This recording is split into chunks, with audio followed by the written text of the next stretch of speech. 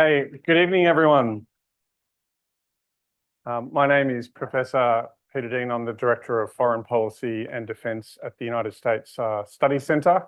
Sorry for the delay. I had to check to have the right glasses on because I was either going to read or see you, but I've got the ones that will make me do both. So we're winning already with our beginning. Yeah, so we're winning at the beginning. Thank you all so much for coming out to join us. It's really my pleasure to introduce Kelly Magsamen. She's a senior advisor at the Asia Group in Washington, DC, and she currently leads TAG, as it's known in the community, TAG's Indo-Pacific Defence Incubator Initiative. Now, prior to this role, Kelly served as Chief of Staff to Secretary of Defence Lloyd, leading Secretary Austin's executive staff and providing counsel on all matters concerning the Department of Defence in America. During her tenure, Kelly advanced several enduring initiatives, including the development of the National Defence Strategy, the establishment of the Ukraine Defence Contact Group, and the institutionalisation of AUKUS. She has also served as Vice President for National Security and International Policy at the Centre for American Progress, a role she assumed following her tenure as the Assistant Secretary of Defence for Asia and Pacific Security Affairs. So please join me in welcoming Kelly. Good evening. So what we're going to do is have a little bit of a chat and a bit of a conversation that I'll start off, and then we'll have an opportunity from people in the audience to jump in and ask a few questions. Now, Kelly, to start off with, I'm going to ask the bleeding obvious question that any Australian security expert would ask at the moment, and that's about AUKUS. So as I'm sure we all know, in the room. The submarine in the room, yeah. Let's hopefully not sink it tonight. Well, actually, it's designed to sink, but you know what I mean. So obviously, Bridge Colby, who I've known for quite a while and is the number 3 at the Pentagon in charge of policy, made a very public announcement about a review of AUKUS, and particularly with identifying it with the President's America First agenda. How serious do you think this review is? Is this a review that we should be concerned about, or is this a normal part of going about business? And what's your sort of hot take or hot tip of where we will end up with the AUKUS question in the Trump administration? Well, thank you very much for the question. Listen, I think it's pretty normal for a new administration to pick up and do reviews of major policy initiatives that have happened in a prior administration. So that part is not really that alarming. I think, announcing the review publicly probably wouldn't have been the way I would have gone. I think that potentially hands China a bit of a public relations victory.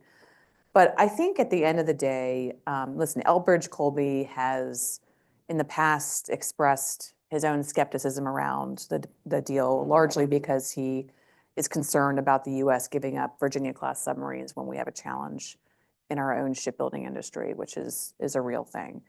But I think at the end of the day, Bridge understands that, tearing up the deal would be a massive, massive win for China. And that's certainly not in the interests of the United States, and certainly not in his own personal interests in terms of how he sees the world. So I think what the review will ultimately do is revalidate AUKUS as a concept. I think, though, that, and if I was going to make a prediction about where this review is going to end up, I would say 2 things. One, I suspect they will reignite the conversation with Australia about Australia's contributions in the context of AUKUS in terms of increasing either investment in the U.S. defense industrial base, the submarine industrial base, or some other way of contributing to the alliance. So I think it could open that door. And there's a question, I think, for Canberra about how much flexibility do you have in that space, and can you manage your way through that conversation? So that's sort of the submarine side. The other piece is I think there's going to be an effort by the team, the Trump team, to Trumpify AUKUS. And what that looks like, can come in many different forms. I think there's actually some interesting alignments between the Trump administration's defense priorities around defense tech and innovation that really well align with Pillar 2. So maybe you will see some sort of reframing of Pillar 2 to a more focused set of priorities. You could see potentially additional priorities added to AUKUS. Space has been one of those. It's been out in conversation. So I think there'll be both an attempt to try to, up the ante in terms of Australia's contribution, but also reframing it for Trump as kind of his initiative, AUKUS. I don't know, maybe it's AUKUS. But I think overall, at the end of the day, listen, I think it's a good deal for the United States from a deterrence perspective to have this. It's a good deal for Australia, and it's certainly a good deal for the UK. And so I think those strategic truths are still going to be evident in this administration. I might just tease you out on one extra thing about that. I mean, great that you mentioned Pillar 2 of AUKUS. I'm doing a lot of work on that, and it's kind of the almost unknown part of AUKUS. Everyone talks about submarines and not advanced technology, so to speak. But there's a range of concerns that different people, both in the US and Australia, have raised about AUKUS. And they all tend to circle back eventually to the state of US naval shipbuilding. Obviously, that's a concern. The Congress and the Trump administration, the Biden administration poured a lot of money and effort into this as well. Can you give us sort of a sense of, well, where is sort of the US naval shipyard industry project at, and where do you think it really needs to go to solve what I think is Bridges' core problem, which is the US is not building enough submarines for itself. So how do you fundamentally solve that problem? Well, it's a hard problem and it's a real problem. And I don't think it's something that necessarily money alone can fix. I think we talked about this a little bit earlier. There's a basic workforce challenge when it comes to shipbuilding, especially in the United States. And that's not something you can solve overnight. There's all sorts of incentives you got to put into place for, employment. There's a challenge of just the way the workforce works in the United States in terms of, all the people who work on the submarines have to be cleared from a security clearance perspective. That's no small thing. And younger generations, dabble in activities that maybe wouldn't get a security clearance. So there's just some basic fundamentals, I think, that are challenging. But I think that there's, at least across a bipartisan, perspective, a desire to fix the problem. And I think industry has a desire to fix the problem. Congress has a desire to fix the problem. So that is a good thing. But it's not gonna happen overnight. And, I come at this from a perspective that we've got to think very differently about shipbuilding, and we have to think about it across the Alliance maritime industrial base, and thinking about how we can leverage allies like Korea and Japan and Australia to basically build out an alliance MIB that's much more integrated and interoperable. So I might just pivot now a little bit more broadly and open the lens a little bit up. Under the Trump administration, there are certainly a number of people who've gone into the administration who would be described, I think, and may or may not like this title, but I think have often been described as China hawks, or very China-focused people. The Trump administration has said the Indo-Pacific is the priority theatre. It's said that China is the pacing threat. And in one of its very first actions, it moved a US carrier battle group out of the Indo-Pacific and sent it to the Middle East, and then moved a Patriot air defense missile battery out of the Indo-Pacific and sent it to the Middle East. And Iran and the Middle East have really dominated the first few months of the foreign policy agenda. The war in Gaza and the war with Iran and Israel have kind of even outshone, so to speak, from a spotlight and focus the Ukraine issue that President Trump was very big on. Is this crisis management? Is this just responding to the world that they have to inherit because they can't yet shape it in the way that they want? Are they being mugged by reality here about actually US policy in the Middle East? Or is this a lack of focus? Like, where do you think this sort of sits? Is it part of the cycle, or are they desperately trying to get back to their focus on the Indo-Pacific, or is this just the reality that we're going to have to live with? Well, the good news is there's continuity across administrations when it comes to having to manage the Middle East at the same time as the others. I think it's mostly just sort of global reality coming into play. And if you're the Secretary of Defense or the President of the United States, you're always going to prioritize the immediate crisis and challenge confronting U.S. troops, and force protection of U.S. troops is going to be at the top of the list. So moving a patriot into the region is always going to be a decision the president of any political party is going to make if there's an immediate threat. So in that sense, it's like basically instead of the tyranny of distance, it's the tyranny of the near term versus the long term. And global force management is challenging. You have a limited number of assets that you have to spread across, a number of theaters. So I don't think this is actually really anything new, but it does represent the challenge, right? Which is essentially like how do you align your resources to your strategy when there's not, there's a. You can stop if you want. I'm going to put it down. But this is something that has confronted every administrations that I've been working with, going all the way back to the Bush administration. So at the same time, though, I think the team that President Trump has surrounded himself with is certainly hawkish on China.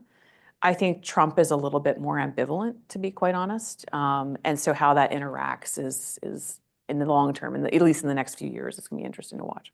Yeah. I suppose just as a quick extrapolation of that, how the president and his administration deals with China is still evolving. It could be heightened competition. We've seen the attempts at a trade war, but not just with China, with allies and as well as potential adversaries.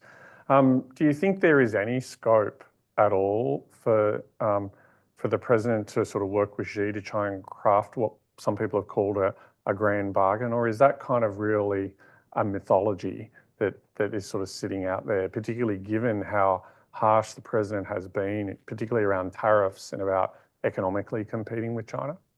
Listen, I think with Donald Trump, I would never take anything off the realm of possible. He is a man that likes to make deals. I don't think a grand bargain is in the making. I think there are too many structural issues that will prevent President Trump from going in that direction, and even his own deeply held beliefs around trade and manufacturing. But are you going to see a scenario where the China hawks prevail all the time? I don't know. I think there's going to be a lot more kind of back and forth between the president's desire to make deals and avoid conflict. So I'm going to go to the other elephant in the room besides submarines, if we can mix my metaphors a bit here tonight. The other big one is defense spending. So the Trump administration has been very vocal, both in their first term in office, but particularly so in this time, about allies stumping up and paying more. Now, we've seen recently the NATO conference where there was a bargain struck with if we sit Spain off to the side for just a second, that is 3.5% of GDP for each of the NATO countries on core defence capabilities and 1.5% on broader national resilience measures to be achieved over a 10-year period. And that's been agreed to. To go back to to Bridge Colby. So Bridge at his confirmation hearing said Australia should spend 3%, Japan should spend 3%, Taiwan should spend 10% of GDP on defence. Do you think, and of course the president, has been very clear, at least for instance, already with Japan, that he's of the expectation of 3.5% of GDP on Japan as well. And of course, we're having a sort of an open conversation and debate in Australia. I know the Prime Minister is asked this question almost on a daily basis by journalists.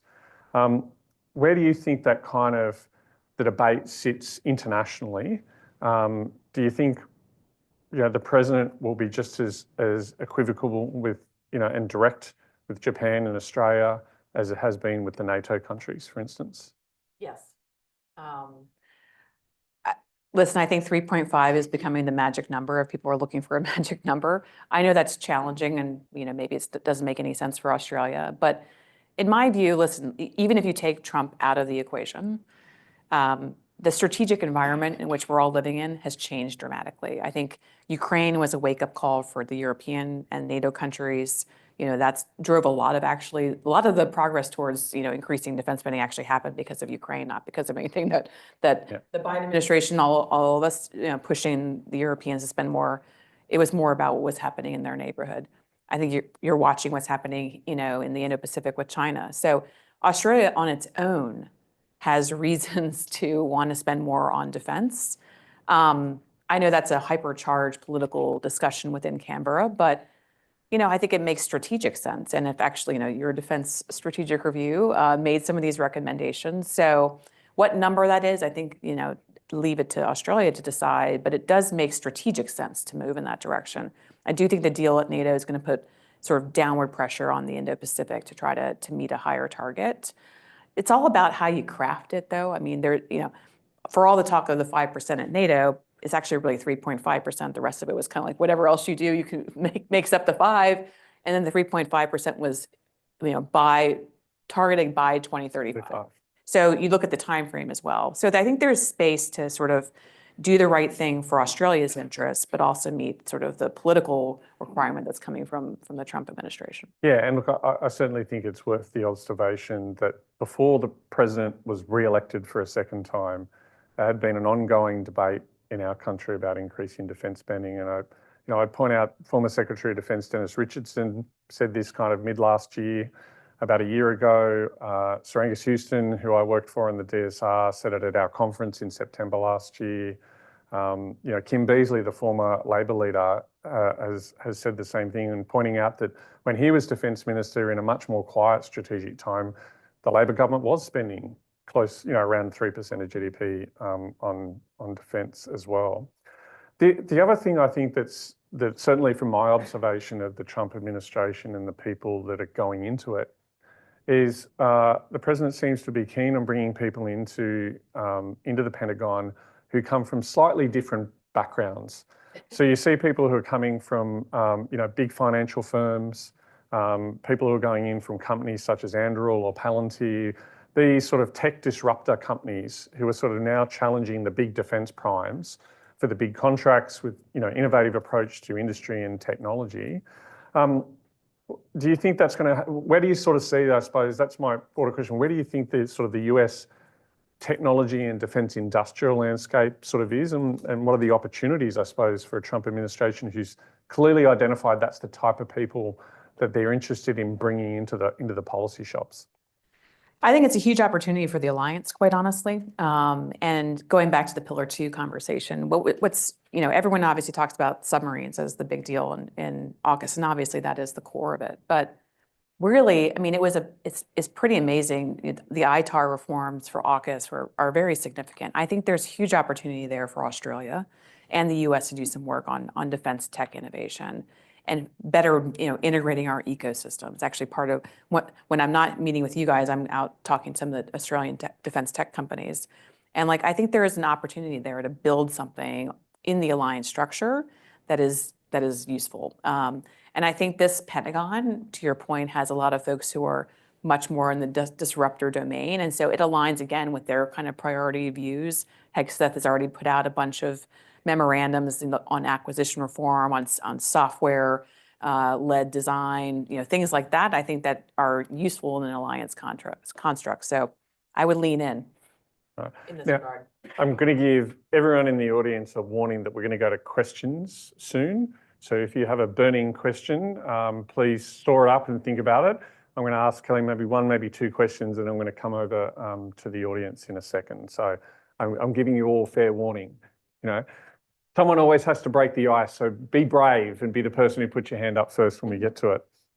I'm going to sort of ask one other question about a big Trump initiative, and that's Golden Dome. So for those of you who may not have heard of this in the audience, the president is sort of taken by the Israeli idea of an Iron Dome missile defensive shield. Someone, I think, smartly renamed it Golden Dome, which seemed to very much appeal to the president. If you've been to Trump Towers and had a look at how his fascination with gold is, and he's kind of billed this as kind of this big agenda item for him, and about protecting the homeland, which is a clear priority on the sort of Trump approach to the world. What do you make of Golden Dome? It's been, I know, quite controversial in the US about the ambition versus the money versus what it can actually do. I mean, the ambition is clear that they want to be able to have a missile shield to stop, intercontinental nuclear ballistic missiles attacking the United States. Is that an achievable goal or not? And what, you know, how would you go about making Golden Dome to work if I put you on the spot and put you back in the Secretary's office? And he said, Kelly, the President's made this decision, go and make this work. I'm used to that, actually. Listen, I think Golden Dome, to use another elephant analogy, you know, it's a little bit like a blind man's petting zoo right now. So, you know, one person can put their hand in and feel a trunk. The other person can put their hand in and feel a tail and a leg. I think the administration really has to figure out what they mean by it. I think you're starting to see some of that emerge in terms of describing what the focus will be. Then once you figure out the design and what you want, you've got to align the C2, right? You've got to have who's in charge of making this happen. Is it combatant command? Is it the services? Then who's going to align their budget to that, right? And then how do you ensure that you can actually execute on that budget and have a predictable amount of money for year on, year out? So there is money. That's the good news. So they got the money, which is great. Usually you have to earn the money. Yep. But now they have to kind of backward design this thing. Listen, I think at the heart of Golden Dome is, I mean, Homeland Defense is a priority for the United States. It was a priority in our NDS, in the Biden administration's NDS. And it's increasingly more complicated than it used to be. It's not just, you know, ground-based missile defense anymore. You've got to have space-based sensors. You've got to have counter UAS. I mean, it's a layered kind of approach to things. Better domain awareness. I mean, we all experienced the Chinese balloon. So, you know, having more domain awareness, more sensors, more space-based systems, plus the missile defense, the actual missile defense piece. So there's a lot there. They just have to create a structure around that and then align some sort of like leadership and governance around it. I also think there's an opportunity for allies to play in Golden Dome. I'm giving you guys more ideas, which is, you know, from just U.S. force posture and presence in Australia is worth defending. Guam, obviously a part of the United States of America. Whether or not the president knows that or not is a different question. But I think there's a way to construct Golden Dome where there is an allied role to play, and especially for Australia, quite honestly, you're geographically very important, especially on the space front. So there's opportunity there, I think, that should be exploited to try to plug into whatever Trump is trying to design. Oh, look, it'd be remiss of me, because it's one of my little things I have at the moment to push. If the president is serious about Golden Dome, we have a world-class over-the-horizon radar we've just sold to Canada. By all means, we'd be happy to sell it to another Five Eyes country in the United States. And you know, if I was meeting the president, I'd be quick to remind him that the Pine Gap Joint Intelligence Facility gives the United States, and this went on the public record during the Hawke administration and the Reagan administration, it provides the United States with 9 minutes of warning that they wouldn't otherwise have about an incoming ballistic missile. So that contributes directly to the homeland defense of the United States. And, you know, so it's not as simple as, you know, sometimes as transactional as I think the president likes to see. Allies remain sort of important in that regards. I might come back to my allies question in a minute, because I do want to give the audience a good opportunity to ask some questions. So we do have some roving microphones getting around. So we do have a question there. Can I just ask the gentleman at the back, can I ask you just give you a quick introduction so Kelly knows who she's talking to, and then fire away in the microphone. Well, I've been following politics and history since I was 14 years of age, which was 1968. And I want to go offline here and ask you about the quadrilateral dialogue. Yep. And considering that India was a founding member of BRICS and that Russia was its greatest ally after it received its independence, do you really believe that India will back us up and contain China? It's an interesting question. I think India of today is very different. Yes, they have their, reliances on Russian equipment, although I think that's starting to change because I have also sort of watched what happened in Ukraine.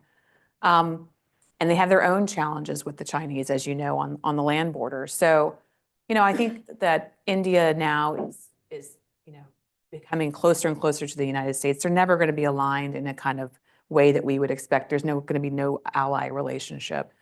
But certainly, I think the Quad has been a mechanism for India to do what it kind of knows it needs to do, which is essentially become more of a player in the region in terms of security. And so I do think that there's opportunity there for the Indians to do more and to play a constructive role on China. They're never going to call it containment or anything like that, but I think they are realistic now about what the Chinese are doing in the region, and especially in the Indian Ocean region in particular. You're seeing them do more activities, more exercises, more cooperation with Australia and Japan. So I think the mood music in Delhi is shifting on all of this. We had a question in the middle, the lady in the purple shirt, and then we'll come down the front. Hi, my name's Sonia. I'm just interested in current affairs. You said something I found quite interesting. You said Trump is ambivalent about China.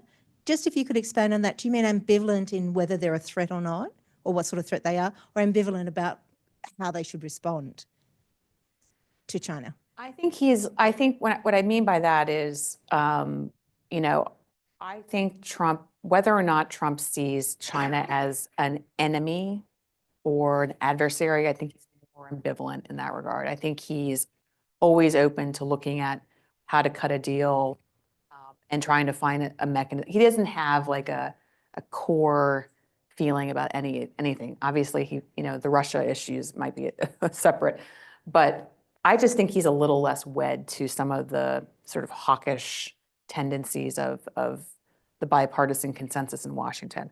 He also just like thrives in uncertainty. So, I think he uses that to his advantage. And I would not be surprised to see him kind of go back and forth on China in the public space to create some of that uncertainty. Which is not great for everybody else as well. But it works for him. Yeah. Research and industrial innovation change in manufacturing industry. And I'm taken by what you said about gearing up for production. Mm-hmm. The time it takes to train extremely good people, the fact that the United States has lost so much manufacturing experience, it's not even a question of training these people, it's then all the learning process and the mistakes that come. The supply chain of manufacturing. I think both Australia and America are good when it comes to innovating. They're getting all these clever ideas that you were talking about. But the process of mass producing all of that is a different set of skills with a different culture among the people. And a lot of, I think both in the United States and Australia, that tradition of wanting to go into manufacturing isn't there anymore. So it's not just a question of finding them and training them. It's actually, I'm thinking of the time, apart from the uncertainty, the people who are supposed to be doing this investment, dealing with Trump, or do I lay out a couple of $1 billion in investment because he's going to change his mind tomorrow? It seems to me the manpower, the technology, the equipment and the capital that would need to be put in to make this viable is almost unbelievable. And to do this, we lay our 360 billion down now, set a time scale. The whole thing just seems crazy if you know anything about the manufacturing process, apart from the fact that the man in charge of the whole bloody thing is changing his mind.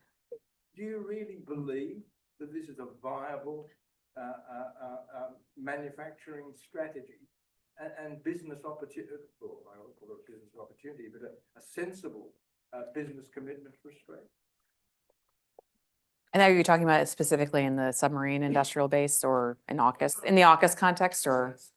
Submarines to begin with, but then it even applies to the other, things that are required for the Golden Dome or whatever it is. Yeah. That sort of thing.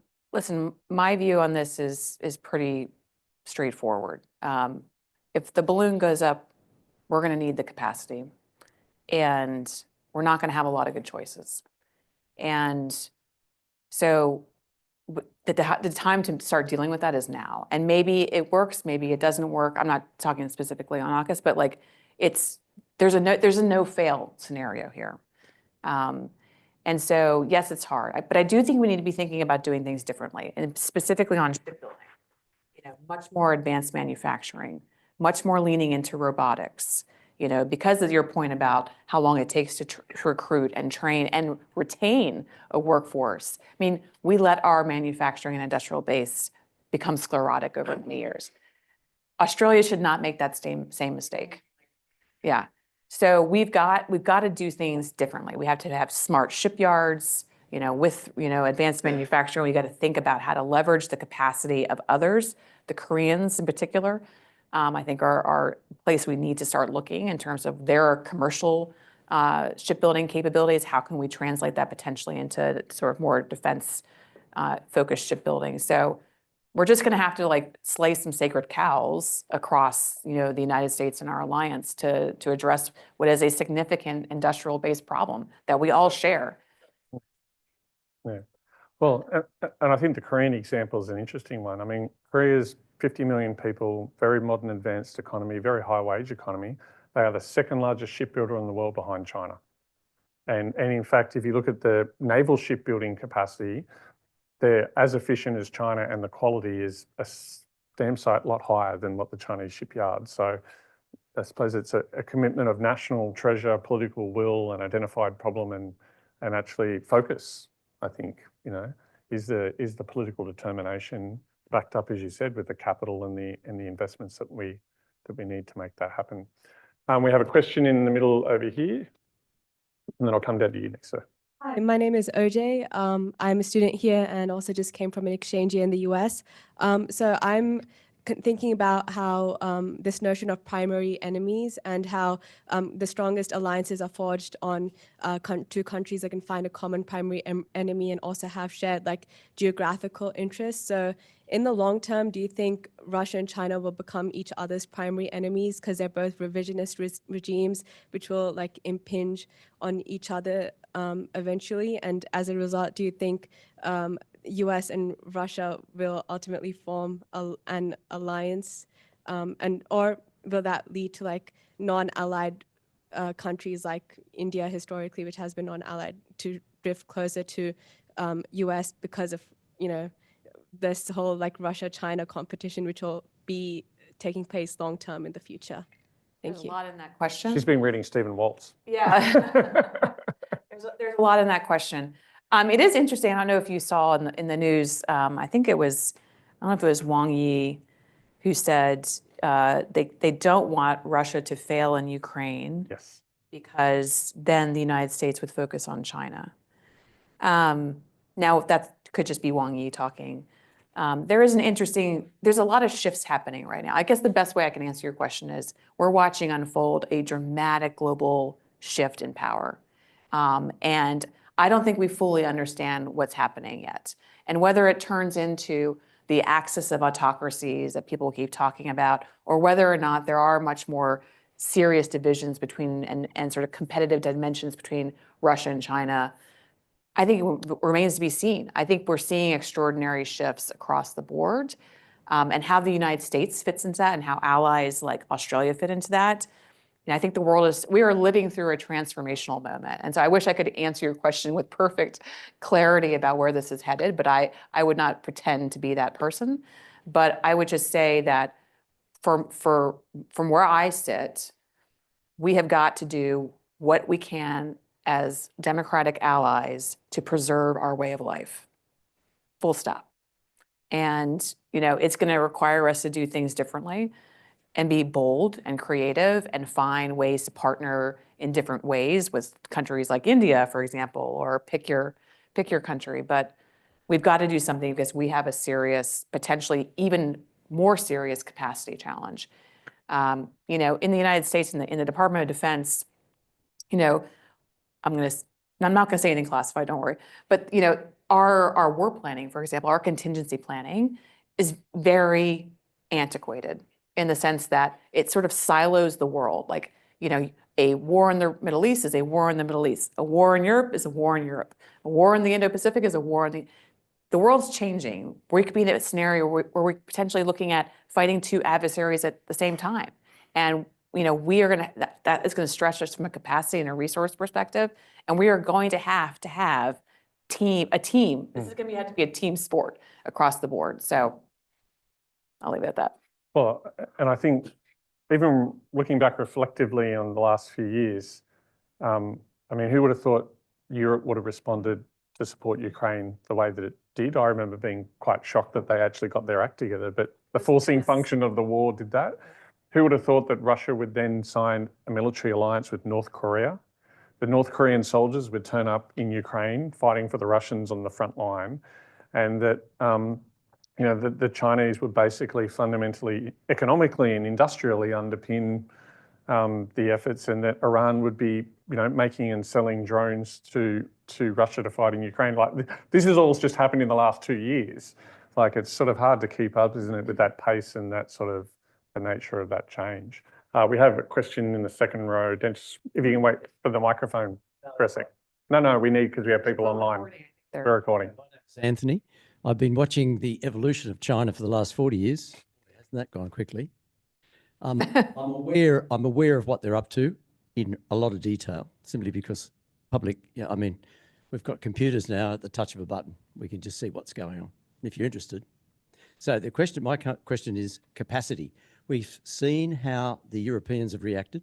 I'm aware of what South Korea is doing. They're into producing 12 submarines. I'm aware of generally what's happening in terms of the evolution of Europe. They're sort of moving very fast. So my key question is, and we're aware of what America did do in the First World War and the Second World War with their Liberty ships and how they could produce them. Mind you, it was a different environment at that time. But they did have people that could actually go into Russia and help them move their entire production line hundreds of miles away from Moscow. So they had all of that capacity. So my question is, from your perspective, knowing the population centres, knowing the technology capabilities of the alliances that we've got, when I say the West has got, the democratic West has got, can you give some idea of your feeling in terms of the capacity and also the timescale that they could reach, what would we call it, balance of forces? Mm-hmm. You know what I love about that question is about mobilisation. And I love talking about the M word. It's all come back in fashion and back in vogue. Industrial mobilisation, national resilience, all these sort of good questions. Yes, it's funny, you know, I'm gonna forget the name of it now. Anyways, there's a law in the United States that allows us, gosh, why am I forgetting the name of it? I actually wrote a whole article on this. Anyways, I'll come back to it.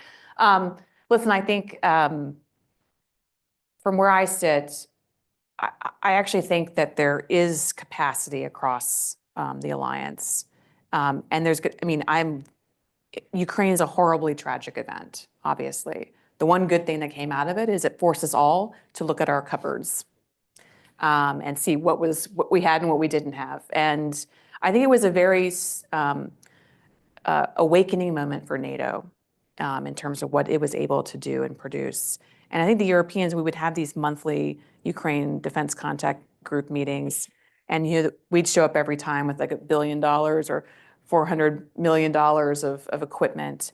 And the European contribution was just like a fraction of that. And people wanted to be doing more, and many of those countries gave away their whole stocks, to Ukraine. But I think it was a wake-up call, and obviously the European Union and NATO are now moving in a different direction. The Germans are obviously investing. I think it woke up the Brits, quite honestly, about the state of their military. So I'm optimistic that now that Europe is moving in that direction in terms of increasing spending, but also capacity. That's good. I think in the Indo-Pacific, you have amazing capacity. I mean, the most capable allies we have here are Australia, Japan, and Korea. And Korea has spent a lot of time doing indigenous industrialization during a period of time where we were all like, you don't need to do any of that. You should rely on U.S. equipment and just buy our stuff. And we used to actually give the Koreans a hard time. Well, it turns out they were prescient because now they have one of the strongest industrial bases in the entire region, or in the world, actually. So I think, there is still time. I do think we just have to do things differently and think creatively. I think, building U.S. Navy vessels in Korea is not such a crazy idea. And maybe we get there. We'll have to overcome some legislative obstacles, but the Jones Act is no small thing. But I think we're at that point, and we just have to move faster. But I do think that there is, basically an option there to build. And Well, you can get to the mobilization point. Yeah, and look, I take heart from the fact that democracies are sometimes slow to get into the Production Act. Defence Production Act.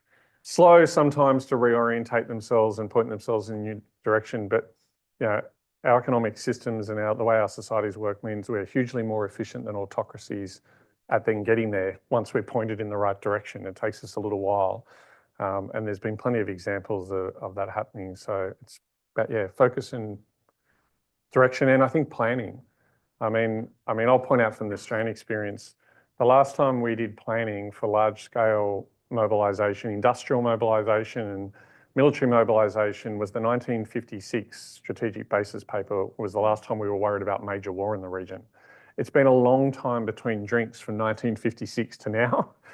And in 2020, when our then government changed our concerns about the region, as I started life as a military historian, I had a whole bunch of defence people come and knock on my door and go, hey, we've got this thing called the 1956 Commonwealth War Book, which plans out how the country will respond to a war.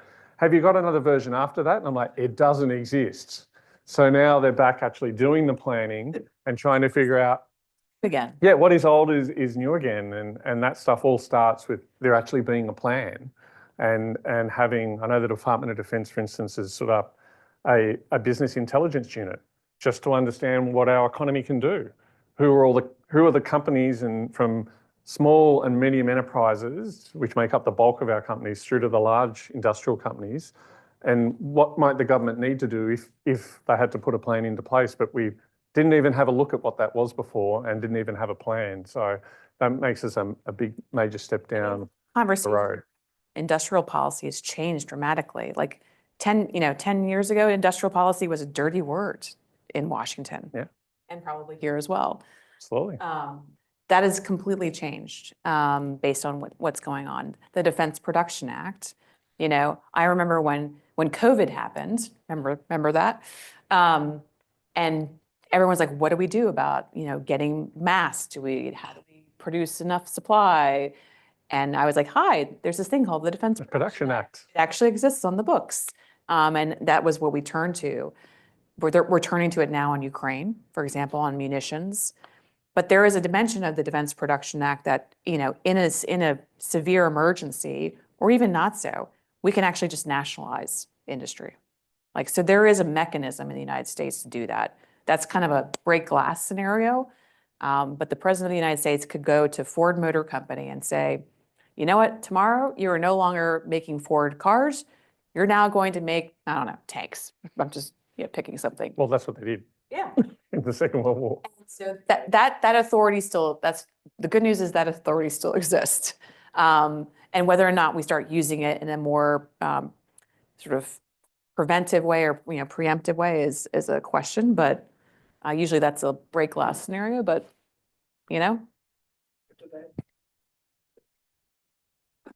that is a different question. The gentleman in the blue jumper here in the middle. Right.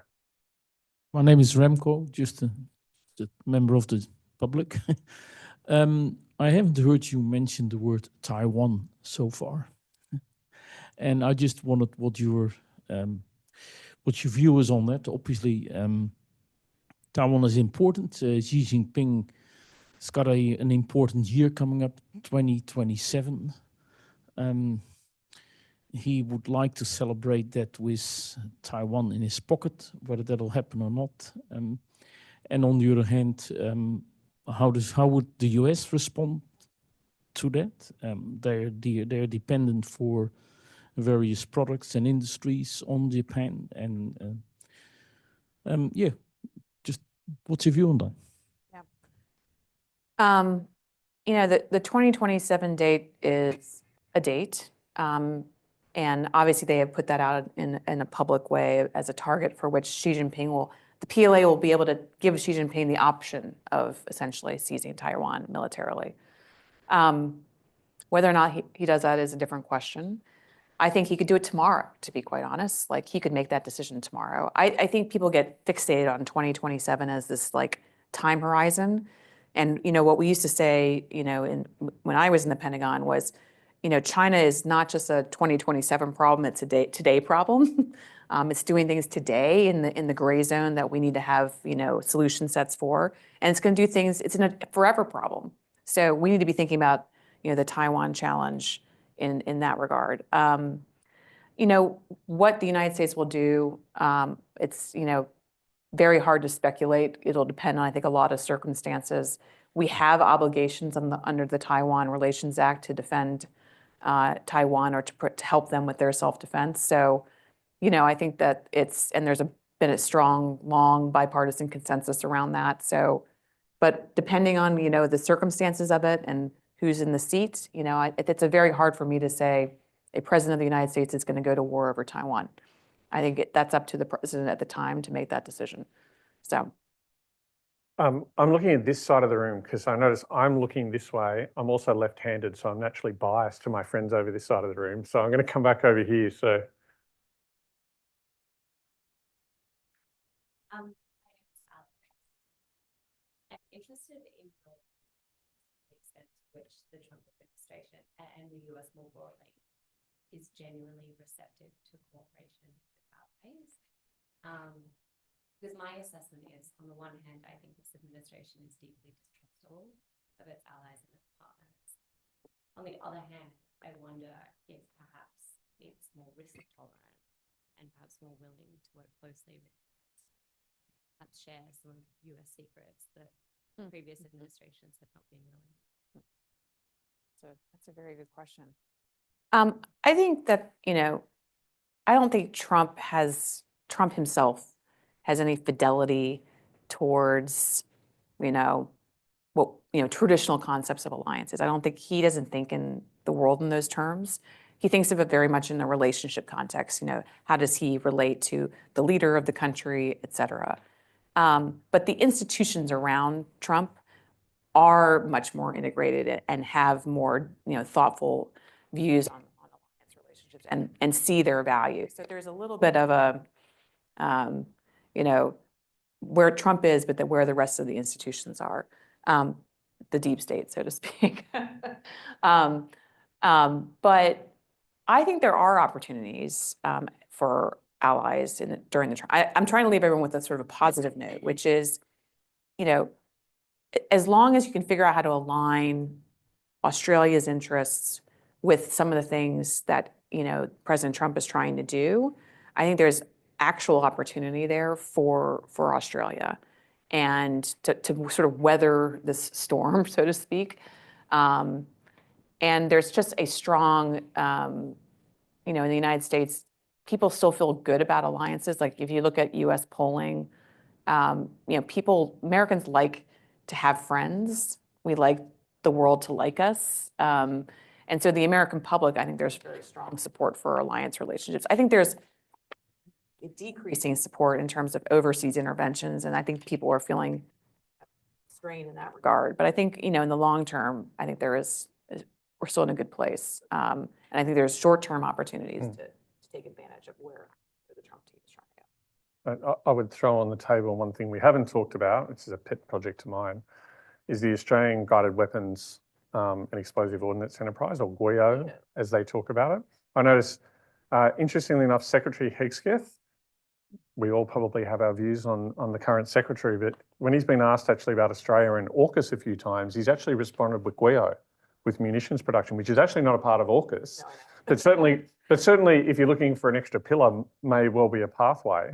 And it seems that the Trump administration, or at least Trump's Pentagon, seem very keen to share technology with Australia to allow us to produce our own weapons and munitions, which is a positive for Australian sovereign capability and means less reliance on the United States in that regard and contributing to that global supply chain. So going back to the slaying of sacred cows, Trump is willing to slay a lot of sacred cows. And so if it's ITAR, maybe it's ITAR. Yep.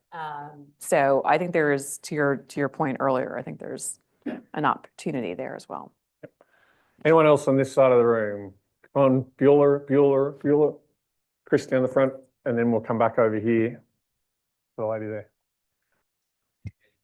Oh, we got 3 minutes. All right. I thought that was a way for a question. All right, we'll go over here. And we might make this the last question then, given that I do have my watch here in front of me. I've been organised today. I'm notorious for forgetting time, hence my staff keeping me focused. Yep, over here in the middle. Hello, my name is Kamala, and thank you for speaking at this event. It was quite informative. And I am a student at Cornell University, and I'm interning with Sydney Executive Plus for these 2 months. And something that we do here is, or at Sydney Executive Plus, is kind of measuring the trust that other countries have with each other. So recent surveys show that countries have a declining trust rate in America. So with America's most recent activities in domestic, not really domestic, but defense policy and defense protection, how do you think that impacts the trusting relationship between Australia and America? That's a harder question. Listen, I think all relationships at the end of the day, especially alliance relationships, are founded on trust. And you have to have public support, and you have to have a sense of public trust. So that's not a good sign for the United States. In terms of how the US thinks about Australia, if you stop an average American on the street in Main Street, USA, pick your place, and you ask them about Australia, it's overwhelmingly positive. And they may not know anything about Australia. Maybe they know Crocodile Dundee and the Outback Steakhouse, or maybe some rugby, but there's an overwhelming positive feeling. I think that is something to be hopeful about. And I think that there's probably that general feeling around Americans writ large, putting aside the sort of issues around Gaza, or pick your controversial challenges. I think those people-to-people relationships, in periods of volatility, are really important. And the more we kind of keep those engaged, I think the better off we're going to be. But trust is an issue, and I think that's where the uncertainty dimension of what Trump is doing in the public domain actually undermines, his own desire and initiatives. So I completely agree. I think just as an addendum to that, to talk up our friends down the road at the Lowy Institute for just a second. The Lowy Institute poll, I think, at the moment is really fascinating. The Alliance is steady at about 80% public support. AUKUS is steady at about 65% public support. The support for President Trump's policies is about 20%, and trust in the United States has gone down. But that happened in the Bush administration and then the Obama administration, and went back up the other way. So who knows? But then I'm going to put a thing out. Keep an eye out. We've got our own polling that we do. Lowy does Australian-based polling, and Australian View World. We do the region and its views. So this year we've added India into our polling data. So we've got Japan, United States, Australia, and India. So that'll be out in another couple of months. So keep an eye out for that, because then that'll give you a broader sentiment. We're going to wrap it up. Kelly, can I just say thank you very much on behalf of everybody here. You have an enormous wealth of knowledge and experience, great service to your own country and to the alliance with the United States and the region as well. And thank you so much for sharing us with this evening. Please thank Kelly for her time. Thanks for having me. The question.